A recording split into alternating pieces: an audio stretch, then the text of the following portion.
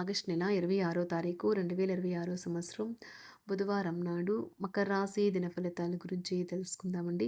ఈలోగా మా వీడియోస్ మీకు నచ్చినట్లయితే లైక్ చేసి సబ్స్క్రైబ్ చేసుకోండి. పక్కనే ఉన్న బెల్ ఐకాన్ని క్లిక్ చేయండి.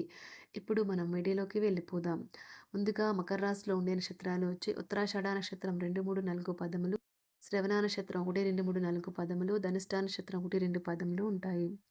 మకర రాశి వారికి బుధవారం నాడు గోచార రీత్యా జరగబోయే శుభ, అశుభ ఫలితాలేంటో ఇప్పుడు మనం చూద్దాం.